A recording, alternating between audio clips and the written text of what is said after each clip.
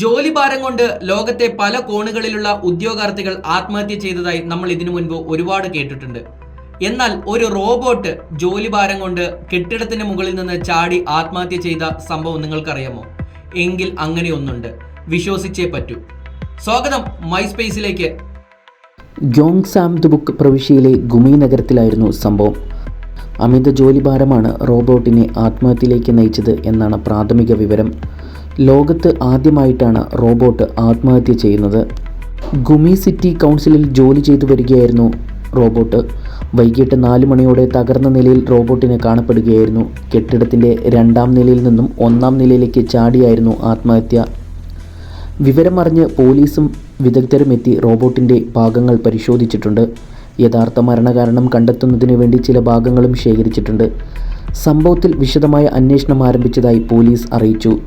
കഴിഞ്ഞ വർഷം ഓഗസ്റ്റിലായിരുന്നു robot Gumi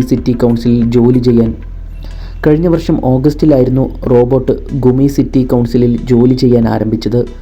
ജീവനക്കാരൻ എന്ന നിലയിലായിരുന്നു റോബോട്ടിൻ്റെ പ്രവർത്തനം. ആവശ്യക്കാർക്ക് രേഖകൾ കൈമാറുക, സിറ്റി പ്രൊമോഷൻ, പ്രദേശവാസികൾക്ക് അറിയിപ്പുകൾ കൈമാറുക എന്നിവയായിരുന്നു റോബോട്ടിൻ്റെ ജോലികൾ. രാവിലെ 9 മുതൽ വൈകിട്ട് 6 വരെയായിരുന്നു റോബോട്ടിൻ്റെ പ്രവർത്തന സമയം. 1ാം നിലയിൽ മാത്രമാണ് റോബോട്ടിനെ പ്രവർത്തിപ്പിച്ചിരുന്നത്. കാലിഫോർണിയൻ റോബോട്ട് നിർമ്മാതാക്കളായ ബിയർ റോബോട്ടിക്സ് ആണ് ഈ റോബോട്ടിനെ നിർമ്മിച്ചിട്ടുള്ളത്. നിങ്ങൾ ആദ്യമായാണ് ഈ ചാനൽ കാണുന്നതെങ്കിൽ ഇത്തരം കണ്ടന്റുകൾ നിങ്ങൾക്ക് ലഭിക്കാനായി ഈ ചാനൽ സബ്സ്ക്രൈബ് ചെയ്യുക. ഈ വീഡിയോ ഇഷ്ടമായ ലൈക്ക് ചെയ്യുക, ഷെയർ ചെയ്യുക, കമൻറ്റ് ചെയ്യുക.